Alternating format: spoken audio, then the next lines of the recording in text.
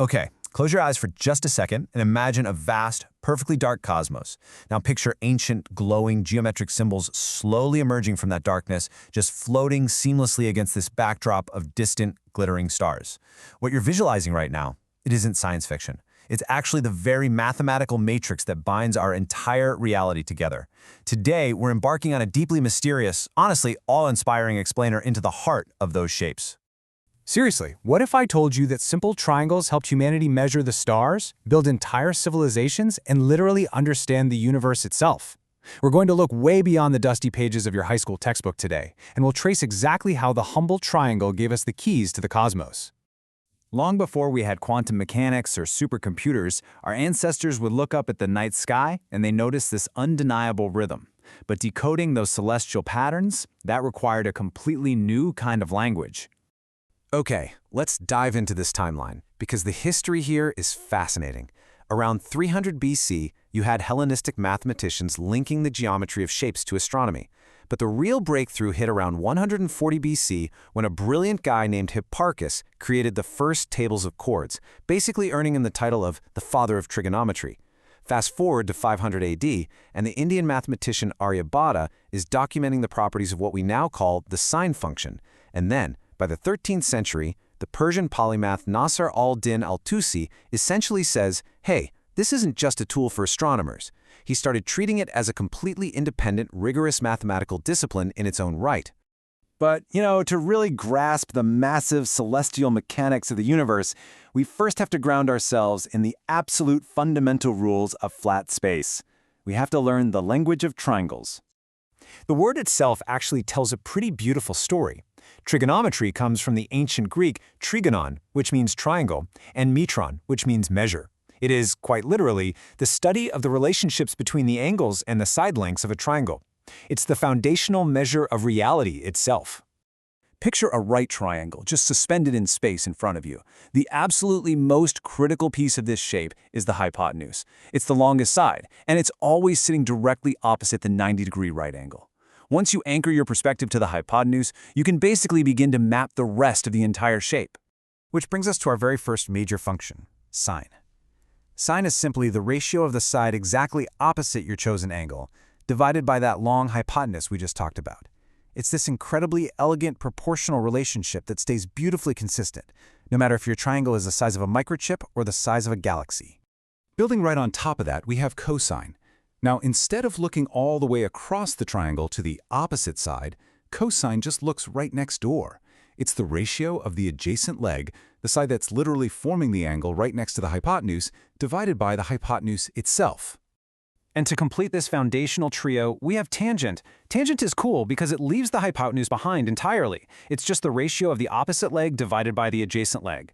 And the crazy thing is, with just these three tiny ratios, humanity suddenly possessed the tools to navigate the oceans and engineer the Great Pyramids. Now, to remember these tools, mathematicians rely on a super famous mnemonic. You probably remember this one: so, ca, toa. Sine is opposite over hypotenuse. Cosine is adjacent over hypotenuse. Tangent is opposite over adjacent. It acts like this timeless, incredibly powerful decoder ring for the geometry of the physical world. All right, so triangles are incredible, but they have a limitation. They're static. They are completely rigid shapes. The universe, on the other hand, is completely dynamic. It spins, it orbits, it constantly vibrates. So the big question became, how do we take this rigid flat triangle and make it spin?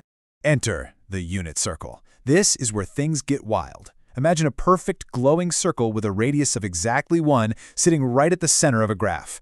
If you place a right triangle inside this circle and just let it rotate, the coordinates of the point tracing along the edge of the circle become beautifully simple. Your x-coordinate is always your cosine, and your y-coordinate is always your sine. Suddenly, the flat, boring triangle becomes the spinning wheel of the cosmos. Now, what's really interesting about this slide is how that rotation generates a perfectly predictable matrix of values. Look at these common angles, 30, 45, and 90 degrees.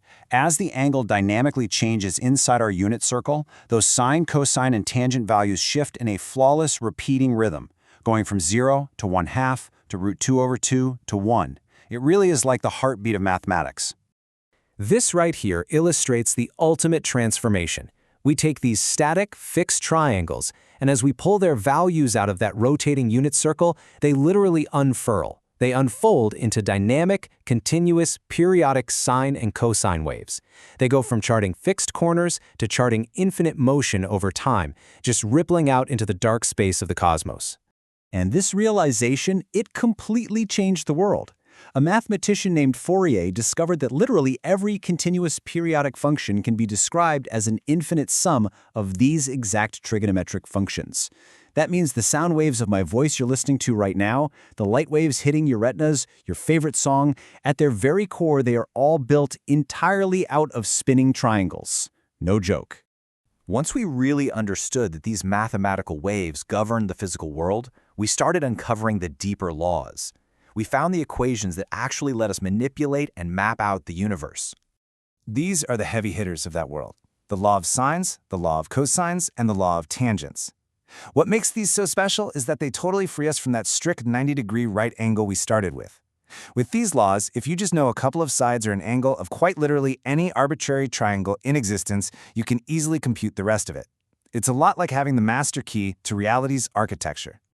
But out of all the identities out there, very few are as elegantly profound as the Pythagorean identity. Sine squared a plus cosine squared a equals 1. It's just so clean, right? It's an inescapable, universal truth derived straight from the Pythagorean theorem. It proves that no matter what the angle is, these cosmic ratios will always find their perfect balance at 1. And then math takes a massive leap into the surreal with Euler's formula. E to the power of ix equals cosine x plus I sine x. By fully incorporating complex numbers and the imaginary unit I right into trigonometry, Euler created what a lot of people honestly call the most beautiful equation in all of mathematics. It forms this incredible bridge between the physical geometry of circles and the totally abstract realm of complex exponential growth. All right, so we've traced the history, we've defined the shapes, and we've ridden the waves. Now I want us to really grasp the sheer, awe-inspiring scale of what this mathematical language actually builds in our modern world. Because the applications are literally everywhere. Astronomy, it uses triangulation to measure the staggering distances to nearby stars. When you pull up a map on your phone, there's a whole constellation of GPS satellites relying purely on spherical trigonometry to pinpoint your exact spot on Earth.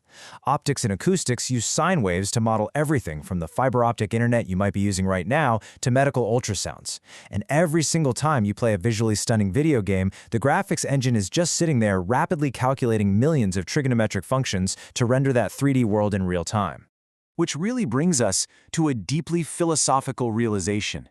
Trigonometry is not merely mathematics, it is the language of patterns. When you take the time to study these functions, you aren't just memorizing some formulas for a test, you are learning to read the underlying code of nature itself. It really makes you wonder if perhaps the universe itself speaks through geometry. Consider this final thought for a second. From the smallest quantum vibrations, all the way to the colossal movement of entire galaxies, trigonometry quietly shapes reality itself. So, the next time you look up at the night sky, or listen to a really beautiful piece of music, or even just watch a satellite streak across the darkness, remember that there is an unseen geometric matrix making every single bit of it possible. What other hidden patterns are just waiting out there in the dark for us to measure? Thank you so much for exploring the incredible geometry of the universe with me today. Keep looking up and keep questioning the shape of our reality.